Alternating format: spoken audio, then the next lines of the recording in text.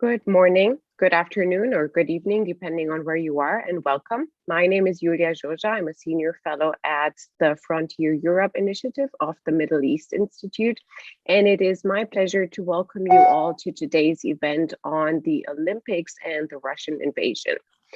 MEI's Frontier Europe initiative explores interactions between the Middle East countries and their Frontier Europe neighbors, part of Eastern Europe, Central Asia, and the Caucasus, which form a frontier between Western Europe, Russia, and the Middle East. The program examines the growing energy, trade, security, and political relationships with the aim of developing a greater understanding of the interplay between these strategically important regions. For today's event, we're looking at Russia and Ukraine in the current geopolitical context. Russia's invasion of Georgia in 2008 took place during the Summer Olympics in Beijing. Kremlin's invasion of Ukraine in 2014 took place during the Winter Olympics in Sochi in Russia. Because of this pattern, many analysts have pointed to an increased risk of a new Russian invasion of Ukraine during the currently ongoing Beijing Winter Olympics. At this year's Olympic openings, Chinese President Xi and Russia's President Putin met for the first time in 2 years in person to extensively discuss Ukraine and Russia's demands vis-à-vis the United States to withdraw from Eastern Europe. So this panel discussion will focus on Russia's intentions vis-à-vis Ukraine and the West, on how the security situation on the ground is evolving, and at the strategic competition in the regional context of the Black Sea. Some of the questions we'll be discussing today is the role of strategic competition in the Black Sea, the effects of Russian aggression and demands vis-à-vis Ukraine, and how can regional powers navigate strategic competition and maintain at the same time security and dialogue. And I'm honored to be joined today by 3 distinguished panelists. We have General Breedlove joining us, who's the Distinguished Chair of Frontier Europe and former SACEUR. Welcome, General. Good morning. Thanks. Thank you.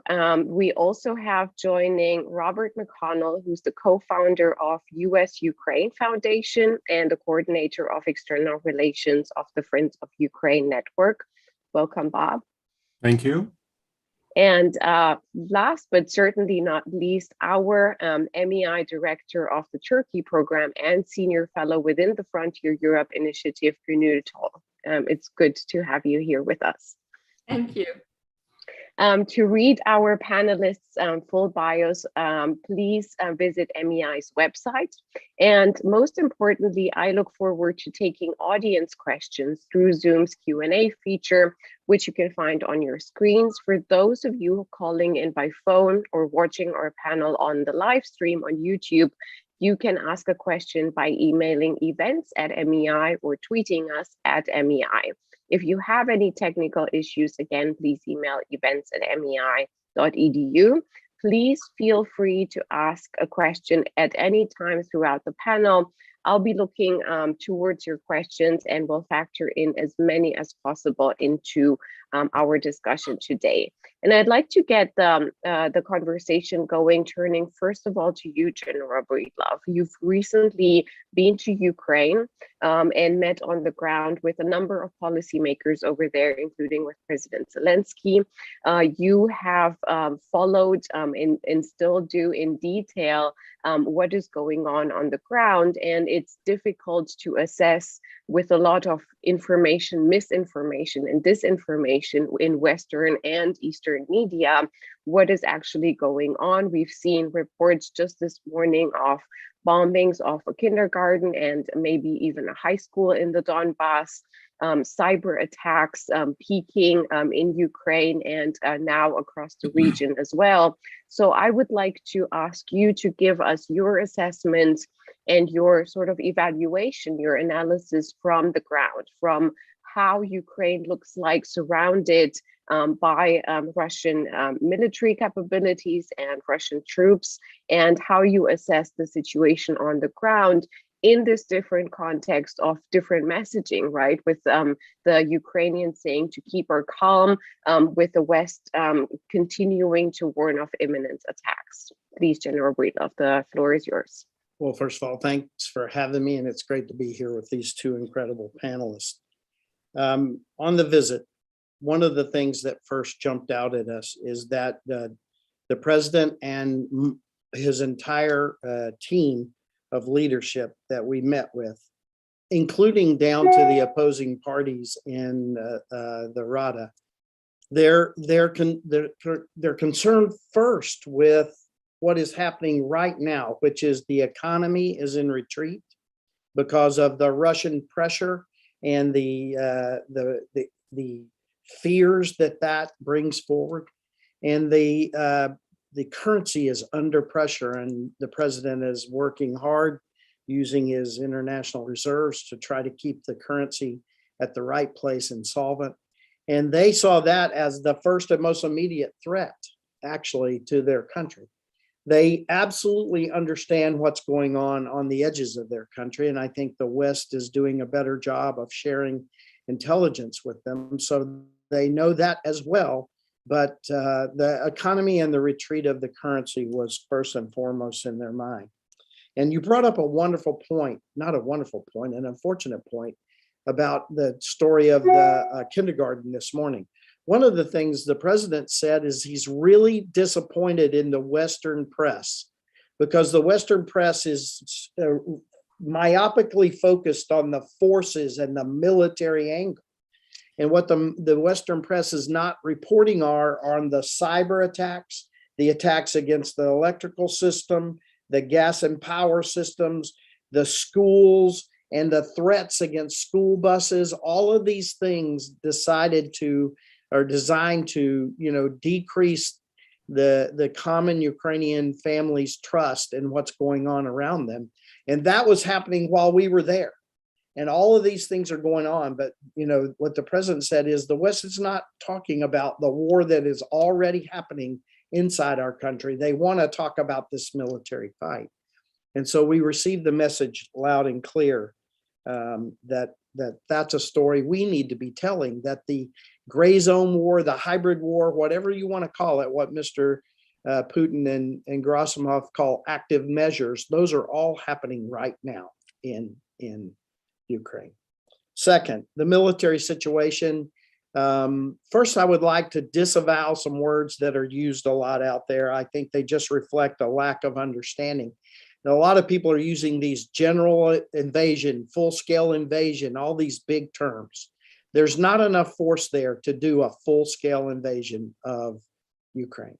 But what there is an incredibly capable, incredibly ready force that could take some horribly injurious action inside of Ukraine along, I think, three axes. An axis in the north that goes through Belarus and comes down to put great pressure on Kyiv, an axis that would allow them to enter through the Donbass and either reoccupy in a forcible way the Donbass, maybe proceed to Kharkiv, etc. So there's a force that can work in the center.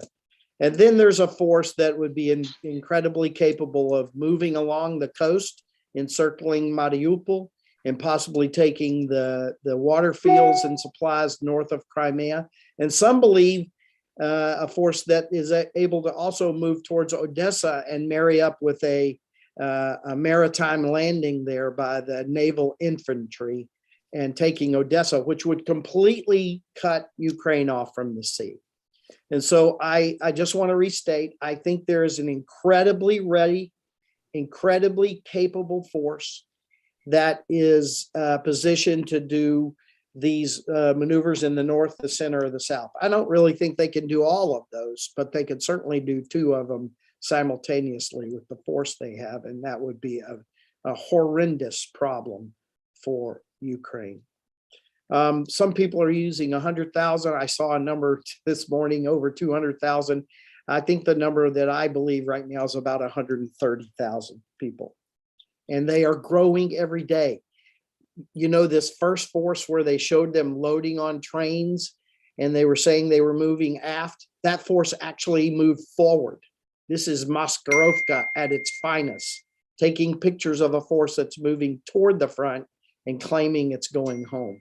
And so we need to understand what Russia is trying to do in the information sphere to hide what they're doing in the military sphere.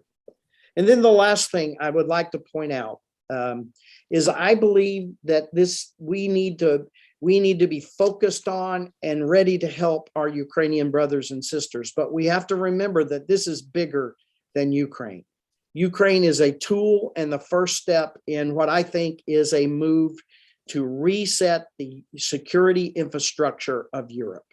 If you look at the two documents that Mr. Putin gave us, he's talking about how to remove NATO and US forces from the forward areas, essentially to reestablish a line of buffer states that he then can control through his cronies, and sort of reestablish the Warsaw Pact, Soviet Union setting in Eastern Europe. And I think that while, again, we need to focus on helping our Ukrainian brothers and sisters, we need to understand this is the first tool or the first battle in a bigger problem where Mr. Putin is trying to reassert his dominance of this part of Europe. Thank you, General, and thank you for raising two really important points beyond the military, in which you're certainly the most of experts, and that is the non-military dimension of what Ukraine is facing right now in terms of an attack, economic attack, cyber attack, etc., that is not being highlighted sufficiently in Western media. So we're trying to make our small contribution, and thank you for that, for highlighting that and completing the picture. And then that it's not just about Ukraine. People tend to artificially focus on Ukraine, but I myself, and I'm glad you were saying that in your own words, in the same vein, we have not even an illusion or a messaging from Russia that Ukraine would be sufficient and then they would stop. And their demands are vis-a-vis the entire Eastern Front, from the Baltics to the Black Sea. So that's something that we need to keep in mind when we're focusing on this conflict. I'd like to turn to you, Bob, because of several reasons. First of all, because you keep the closest eye on what the United States is doing in terms of support or the lack thereof, depending on different policymakers for Ukraine. So I'd like to ask you to give us an assessment of your assessment of the United States as a leader vis-a-vis Ukraine in the context of the West, how you see the situation here from Washington, D.C. And also the second part is following up with your view on what is going on in Ukraine in terms of messaging as well. We've seen a lot of disinformation and confused messaging vis-a-vis their wish to join NATO, their under military assessment, and their political messaging. So can you help us to make sense of DC and how you perceive the Ukrainian political situation? Well, thank you. I'm glad to be here. General, I think she just gave me a very small bite to chew on here.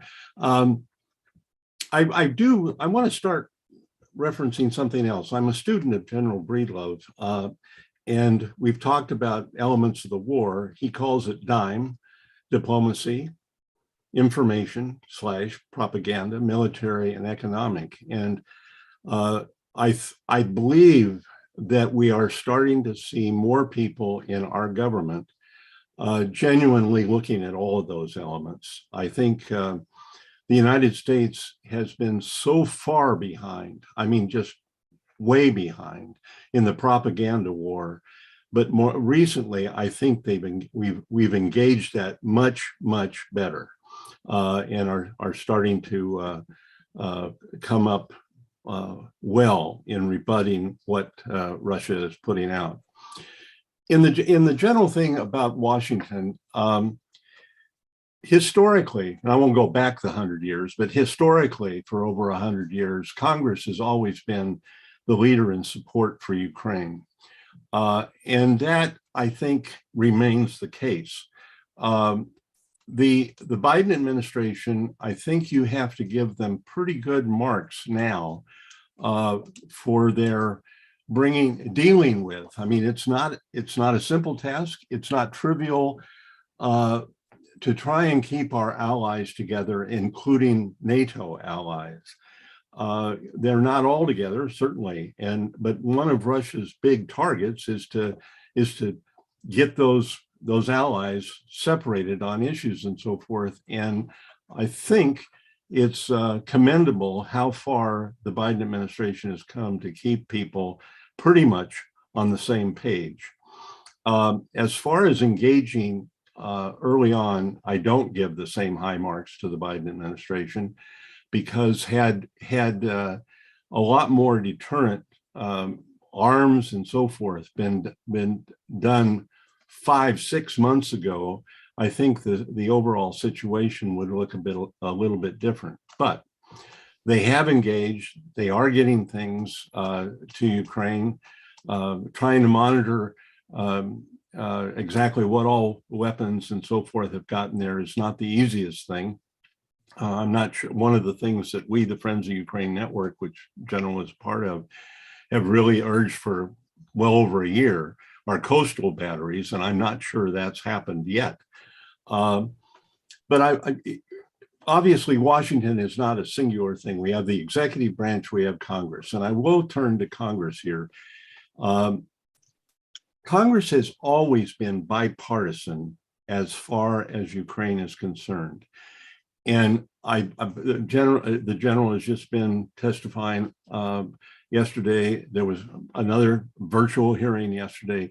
That bipartisanship is still there, but for the first time ever, as far as I can remember, the Democrats in the Senate and the Democrats in the House have introduced bills, large bills, to address the Ukraine situation, and they're only Democratic sponsors. Likewise, the Republicans in the Senate and the House have introduced major bills that are just co-sponsored by Republicans. That's a phenomenon I've not seen before.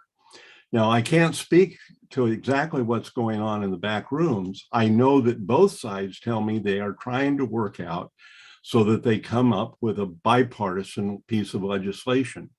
But as best I can tell, the major differences are sanctions and when they get put on, and exactly what they are.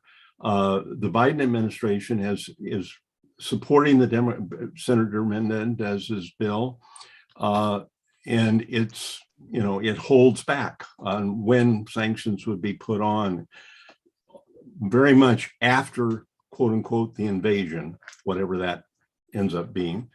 The Republicans are more aggressive on what sanctions they want, and some almost immediately upon the passage of their legislation, should it have passed the way it is. So it's an interesting dynamic.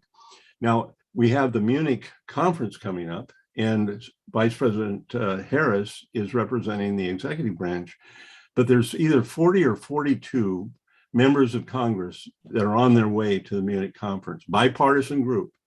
That's a very sizable group of members of Congress going to that meeting, and been told over and over again in the last couple of days that whereas the Munich conference has always discussed a broad number of major international topics, climate change, on, that our delegation at least is focused on one thing: Russia's aggression.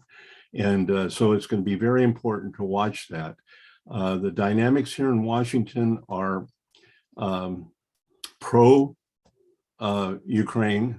There's a lot more that can and should be being done. And I throw out this, I know the general and I have talked about this. Whatever happens in what, for lack of a better term, this snapshot in history, as far as a military incursion, an invasion, whatever it might be, Putin is not done. his objectives is to make Ukraine subservient one way or another, and that's not going to stop. And if militaries stand down for a period of time, the cyber attacks, the economic attacks, the propaganda they're all going full blast. And we need to understand that we can't. I remember after quote unquote the Cold War, we were going to have peace dividends. Well, we paused and we paid a price. We can't pause in dealing with Russia's aggression in Central and Eastern Europe. Thank you, Bob, and thank you for highlighting a series of issues that are worth digging into. And I'd love to turn back to you a little bit later to look at to paint the picture of sanctions and what that means, not just politically here in Washington, D.C., but also in terms of content, because I know you've been doing some amazing work with the foundation on that and evaluating effectiveness and what can and when something can be put on the table. But for now, I'd love to turn to Gnu, to something that I see and I believe is being completely left out in far too many discussions and analyses of the Black Sea and Ukraine, and that is Turkey's role.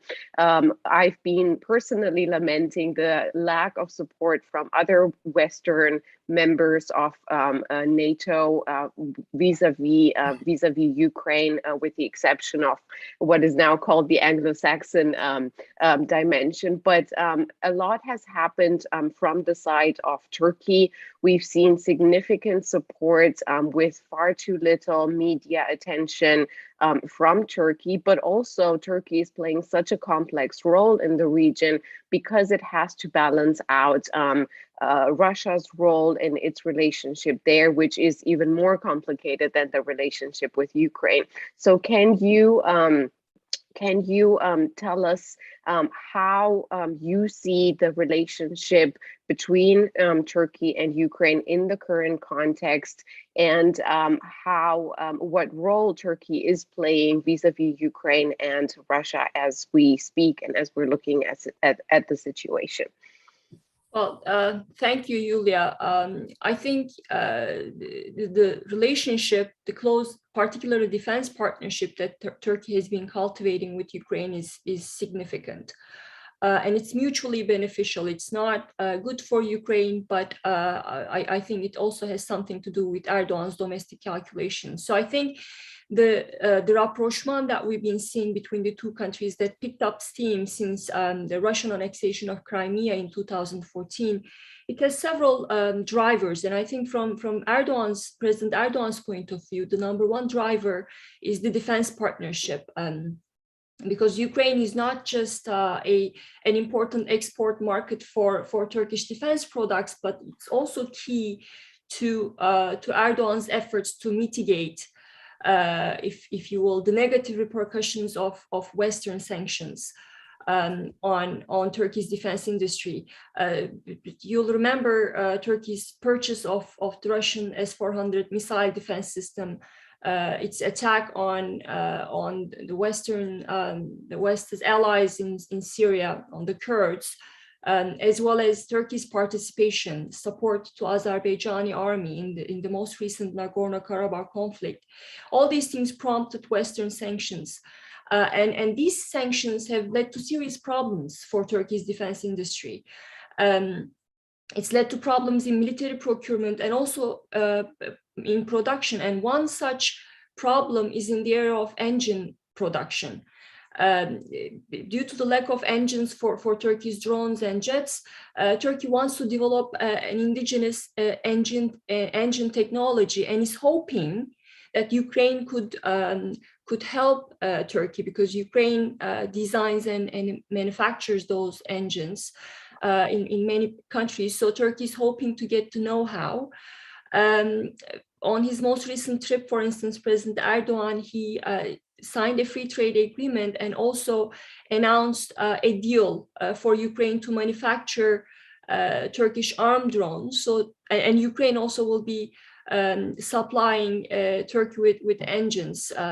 Already some Turkish-based arms producers are using Ukrainian engines in the production of of drones. So this defense partnership that Turkey has developed with Ukraine, I think, is a key component of President Erdogan's push to create an indigenous defense industry that has so far helped him to project a military power abroad and also pitch Turkey as a global power, independent of the West. And the second driving force behind this rapprochement between Turkey and Ukraine is Ankara's efforts to strengthen its hand vis-à-vis Russia, particularly in the Black Sea.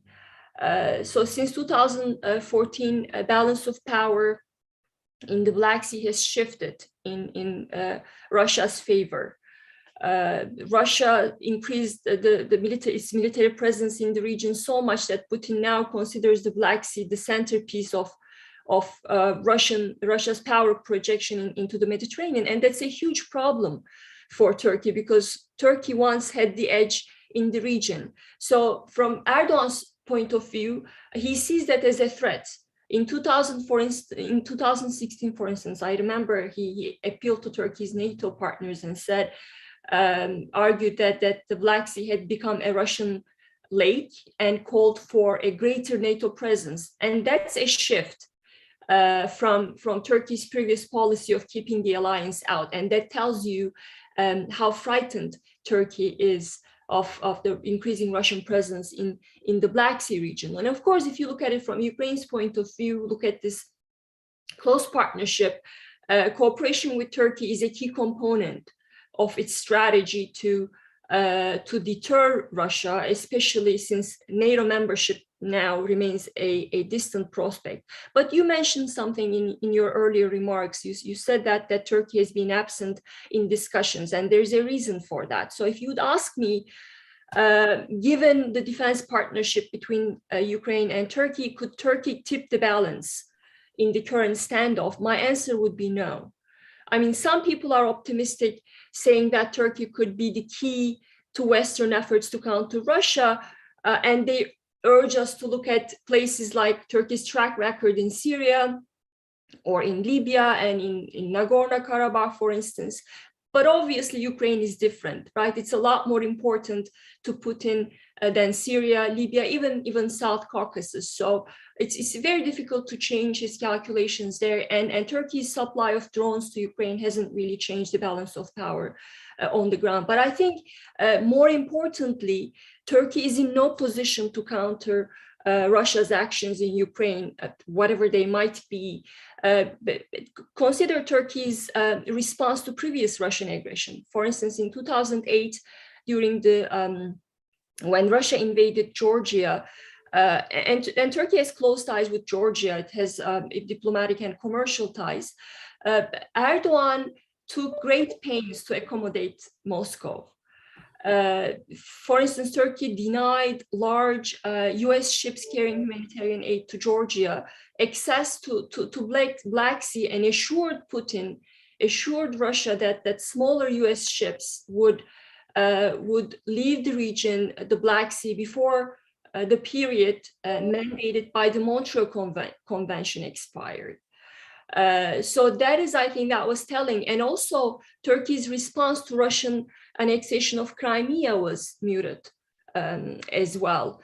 Ankara repeatedly said that it was opposed to, that it would never recognize a Russian occupation, but also it refused to join the Western sanctions against Moscow. So I think this Turkey's concession to previous Russian military interventions has a lot to do with the power imbalance in Turkey's relations with Russia. Turkey needs Russia much more than the other way around. And I believe the current domestic context in Turkey makes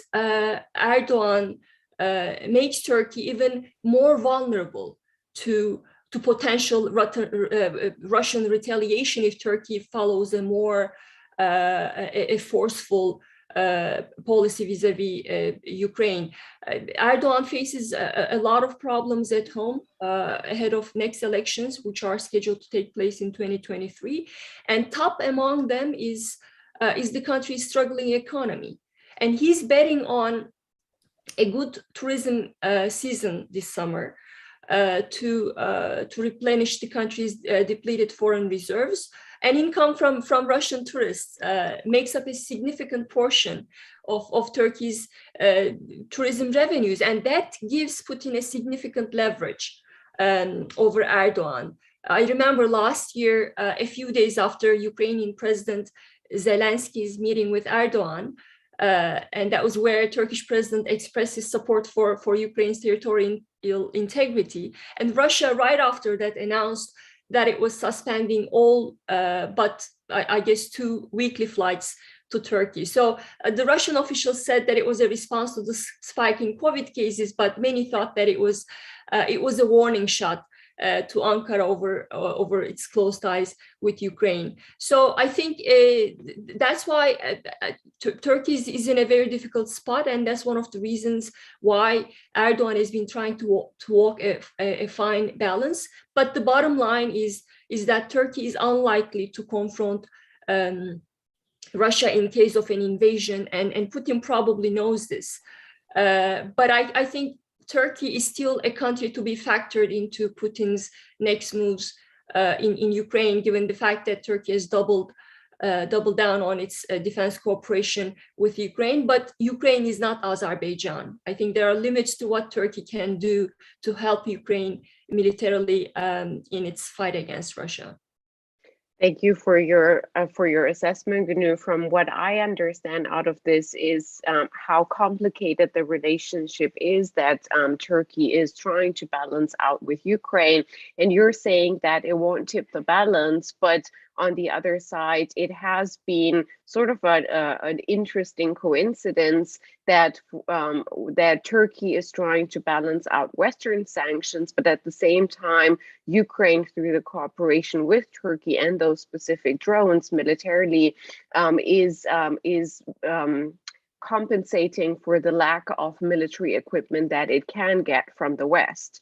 So that makes things more complicated. Now, if I may, I'd like to ask you a follow-up question. You sort of alluded to that in the last part of your remarks, and that is, if we're talking about whatever you want to call a full-scale invasion that would really affect the balance in maritime terms, again, in the Black Sea that you so well described, including in Erdogan's words as a Russian lake, how would that impact Turkey?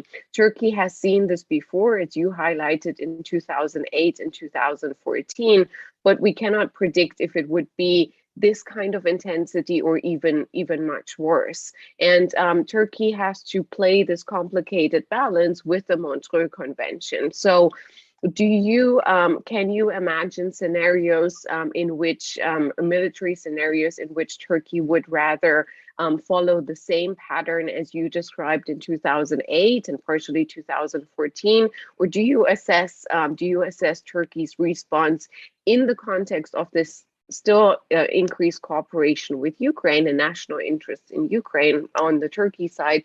Would you say that there could be a more forceful or clear response from Turkey over the Black Sea vis-a-vis Russian maritime action?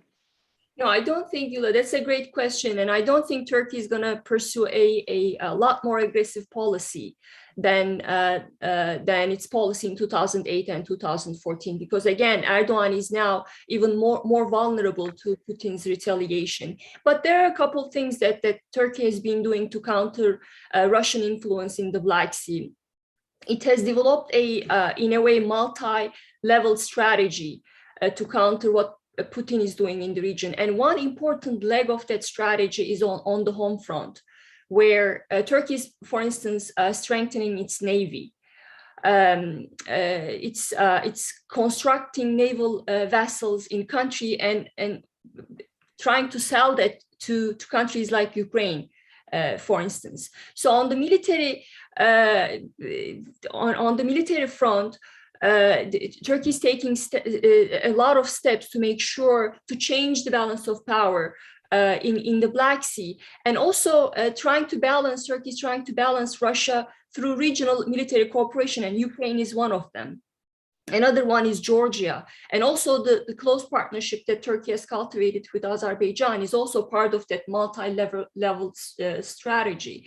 But beyond that, I don't think Erdogan can afford to pursue a more aggressive policy vis-a-vis Russia, given all the problems that he's facing at the moment. And one thing that I forgot to mention is Syria. And that's one of the theaters where Putin can really hurt Erdogan. One of the problems that he's facing at the moment is the presence of 4 million Syrian refugees. And we've seen that in 2019 local elections, where Erdogan's party lost almost all major cities to the opposition. And the voters' top concern was economy, but the number two concern was the presence of Syrian refugees. And that makes Syria very important for Erdogan. He's hoping to establish some kind of a zone to make sure that he can return, he can send the refugees back, or at least prevent a regime takeover of Idlib. And in Syria, Russia calls the shots, and Erdogan is completely dependent on Putin's actions there, which again makes him really vulnerable. So if he decides to do more to counter Russia, he'll certainly be facing a more forceful response from Russia in different places, including Syria. That's an interesting assessment to connect these two regions. We've seen yesterday reports of very increased military exercises of Russia in Syria as well, parallel to what is going on in the Black Sea. And certainly Erdogan must be looking to that too, including maybe as a sign of back off from what is happening.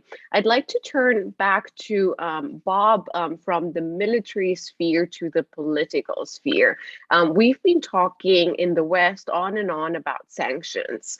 Are they effective in the first place? Are they invasive enough? And now about the packages of sanctions that are put on the table. And you briefly alluded to what the policy is on one side of the Republicans, on the other side of the Democrats, how you haven't seen this disparity before, given bipartisan consensus over Ukraine for decades now. But you have been with your work looking closely at the content of these sanctions and these packages, and the discussions within the West as an alliance, including with Germany's reluctance towards specific sanctions like SWIFT or even Nord Stream 2, if we are to package that into sanctions. Could you tell us how you evaluate overall right now what is being put on the table as making a difference vis-a-vis Russia, given our pretty weak track record in how effective sanctions were in deterring Russia so far, and also talk a little bit about the moment of sanctions, where this reluctance comes from, and how would you evaluate when the right moment would be to put these sanctions on the table in terms of military aggression from Russia? Well, there's a lot there. A couple of things to begin with. I think the administration has, they have a set that they say are very crippling sanctions that they're prepared to impose if Russia invades. Now, invade, I'm not sure I know what that means, but they have not shared those, and their position is that they don't want. This is the definition I heard again yesterday.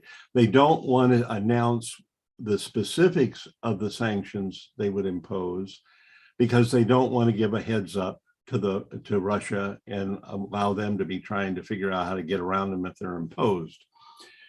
That's our administration.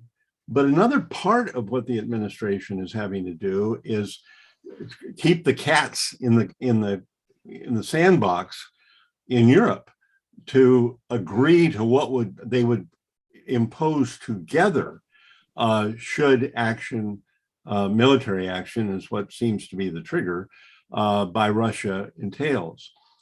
On the other hand, in Congress, whether it's the Republican bill or the Democratic bills, the targets are pretty much the same, and they're very broad. I mean, it goes to individuals, it goes to financial institutions, it goes to corporations involved in certain activities. This is not exactly correct, but it's pretty close. The only difference between the Republican and the Democrats really has to do with timing. The Republicans would apply some of their sanctions right away, but we're talking about sanctions related to Nord Stream 2. We're talking about sanctions on Putin's friends and associates. Interestingly enough, both the Democratic and Republican bills call for the United States government to do a study, short leash on this study, of Putin's net worth, his family's net worth, and his close associates' net worth, and deliver that report unclassified to Congress. Now, they both allow for a classified index to that report, but that'd be something that would be, I mean, it could have a lot of ramifications if that was ever done, both here and in Russia, I would assume. But as far as the sanctions, it's a tough thing. Obviously, we follow this, but when would they be imposed? Are the congressional proposals don't take into consideration whether Germany is involved or whether France is involved. It's what the United States would do, what they would sanction. So all of this is kind of up in the air, and the Congress is of course controlled at the moment by the Democrats, and so it would appear, and even talking to staff and so forth, all of these proposals, there haven't been hearings, there hasn't been any, they've been introduced. And so it's post-invasion, whatever the heck that means, that these pieces of legislation would start to move. Obviously, based on what's in the bill, the Republicans would like to move now, but that's not going to happen. It's all contingent on what Russia does. And again, I've said this a couple of times, I don't know what the trigger is. I mean, as far as I'm concerned, we've talked about it. Russia is they're in an active war against Ukraine and other parts of the West, with cyber, with economic, with diplomatic, and they're doing various things. They're shelling and so forth. They're doing military things. What is the trigger? It's not clear to me. That's a question that seems to make us stand by and wait for the next big thing. In the absence of that, we have a lot of things that are big enough. You're arguing, and I agree, but not the trigger yet. Let me turn to you, General Breedlove. We have a bunch of very good questions coming in from the audience, and I'd like to turn to you that were addressed to you. One is looking at NATO broadly, so a little bit in the broader picture and moving out of Ukraine, and looking specifically at NATO's posture reviewed and evolving over the past 8 years. The question is, what else can or should be done? Is the alliance effectively postured in order to deter a potential blitzkrieg fait accompli? In the end, a very plausible theory of victory for a disgruntled revisionist power. And then the second question is moving back to Ukraine vis-a-vis signal intelligence overall. How or can the United States supply full signal intelligence and other intel to Ukraine without triggering some act of war condition with Russia? So thank you, Yulia. May I quickly have a two-finger to what Bob said? Of course. And it was also in the question, the way you answered it. or asked it. You said, of course, we've had some sanctions and they may have had some effect. And I often am asked about the effect our sanctions are having. Well, of course, the sanctions have had some effect, but what is clear, what is absolutely clear, is the sanctions to this point have not changed Mr. Putin's actions. We shouldn't have a measure of merit of effect. We should have a measure of merit of, has it changed his actions? He invaded Georgia in 2008. We didn't, the West inadequately handled that, inadequate to task. And so we found ourselves in 2014. We inadequately handled that. And so now we find ourselves again in 2022. And if we don't address this correctly now, we'll find ourselves back here in 25, 28, 31. Russia will keep coming back until they are adequately pushed back on their approach. So I think, again, we should be looking at, do we change their actions, not are we having an effect? And then one more thing, you talked about it and Bob talked about it. A lot of things we do, we say, if they do this, then we're going to do this. That is passive deterrence. If then, that is passive deterrence. I believe we need to move to active deterrence. Okay, could I answer your questions now? Please. As to the blitzkrieg, I mean, the answer is no. We know that. We understand that. Russia. Look at what Russia has just done. We, the West, have allowed them to put an army of over 130,000 on a border. We're not. If that was one of our borders, we would not be ready. So no, we have not positioned enough forward to stop a blitzkrieg, but I don't think that's what we really want and need to do. What we need to do is have enough force and, more importantly, enough capability in things that they respect, like stealth and other things, forward, that they know that if they come across the border, they will fight the full force of NATO. We can't afford to station the same amount of force that Russia can assemble. A great person to read is Jomini. He talks about interior lines. Okay, Russia has perfect interior lines, and that's how they can move these forces and rapidly assemble them. NATO has the worst of exterior lines. We have to bring forces from all over the world to fight. And so we need to be able to address his ability to assemble quickly through interior lines with enough force to say, if you come across this border, you'll fight us. The last question on SIGINT, I'd rather not address any one of the ints because then it makes it really sensitive. But our government is already sharing, I think, intelligence with Ukraine. And what we share with them is just a matter of policy. If whatever our leaders decide and allow us to share, we can absolutely share. You better believe that Russia's sharing with all of our enemies or concerns out in the world. And so I think if our nation determines that it's appropriate, and I do believe it's appropriate, we can share whatever we want to share.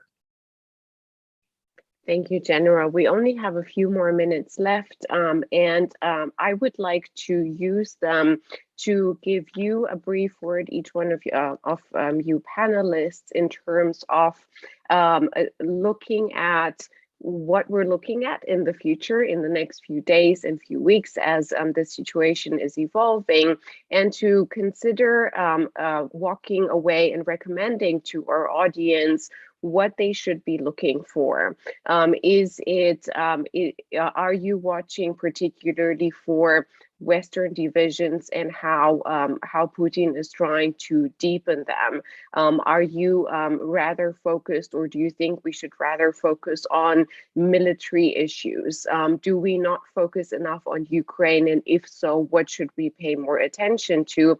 If you can tell us in 1 to 2 minutes maximum, what we should be looking for as we're covering the situation on the ground, and looking through the lens of Western media at what is happening, what are the most imminent challenges and threats from your perspectives that we should be focusing on. And if I may, I'd like to turn the floor first to Gönül. You have maybe the most complicated question to answer because of Turkey's complicated role. So where is Erdogan looking towards, you think, and where do you think we should be looking towards? Well, recently, I think it's clear, recently, Turkey's defense minister, he made a statement. He stressed Turkey's commitment to the Montreux Convention. And I think that was meant to send a message to Moscow, reassure Putin that Turkey had no plans to change the rules of the agreement of Montreux Convention. To accommodate Western needs. So I think that tells you where Turkey and Erdogan stand on the Ukraine question. But Yulia, there was a question from the audience on the Tatar question. They're ethnically linked, and Turkey has Erdogan in the past constantly said how he supported the Tatar community and the independence of Crimea, territorial integrity of Crimea. But I think, again, going back to the question of what he can do, I don't think he'll do much to cross Russia. I think we know that. Last year, for instance, he was supposed to attend a Crimean Platform summit. He didn't. He sent a Turkish foreign minister. Although in rhetoric, Turkey supports the Tatars, I think we've seen many signals, including the ongoing trade between Turkish ports and Crimea, that suggest that he's not going to alienate Putin to defend Tatars indeed. Indeed, I think that proof of commercial continuation of a relationship is revealing of the relationship or how the Erdogan regime is envisioning the relationship with Russia and the complicated issue of Tatars. Let me turn to Bob, from your perspective here from DC, but also looking closely into Ukraine and Ukrainian leadership in terms of their preparedness and their messaging. What are you watching for, and what would you recommend our audience should be looking towards and paying special attention to in the days and weeks to come? Well, I think as far as internal in Ukraine, General Breedlove described from his recent trip, and I don't know that I have too much to add to that, except that it's been brought up before. It's out there, and it's a concern. The corruption in Ukraine, even without what Russia is doing right now, causes problems with investment, building a strong economy. If Ukraine would, and they haven't had a leader yet that was serious about this, maybe serious when they got elected, but haven't seriously addressed it to the extent it needs to be addressed. If Ukraine is corruption-free as far as business or close to it, investment from the West, from the United States will go in there. And if Western businesses are fully engaged in Ukraine, the government's support will follow. That I don't think Ukrainian leaders have grasped yet. And I think we are giving a lot of support. We're now trying to give support for the humanitarian eventualities, but we need to build that economy, and that's going to mean conditional support. That's going to be not just give it to the government. You can't do that. We've got to be very clever in how we help support that economy. One other thing, we brought up, the title brings up China or the Olympics. And I think I'd like to make the point that, China, they're watching what's going on. I don't see any coordination really with Russia. They haven't recognized Crimea. They're definitely against Donbass being declared independent. That's too close for comfort regarding Taiwan. And China has complied quietly with Western economic sanctions against Russia, whether they like it or not. So we do need to keep watching what China's doing, I think, in relation to all of this, because they are a big factor. They're not as close to Russia as some of the newspapers report. The gas deal that was announced was small. It sounds big to the naked eye, but it's small. The huge one that Russia wanted to close during the Olympics was not closed and not mentioned.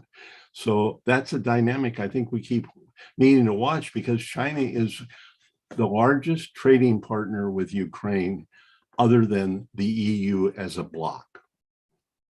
That's indeed interesting that you raised that. I keep hearing rumors or half jokes on the role of Xi in calming down Putin in the context of these Winter Olympics, and at least delaying purposefully a major military invasion, or whatever you want to call it. These, of course, remain rumors, but I think it is worth looking at that relationship, how complex it is, and how we from the West are trying to grasp the connections between Russia and China and what influence they can have on each other. General Breedlove, for the last words, what do you think we should be looking for, looking at Ukraine and looking at the military situation regionally as well? Well, I'd like to make 3 quick points. First of all, if we allow bad behavior to stand, or if we reward bad behavior by giving in, we will get more bad behavior. Anybody that's raised a 2-year-old understands this. So we need to address this business now.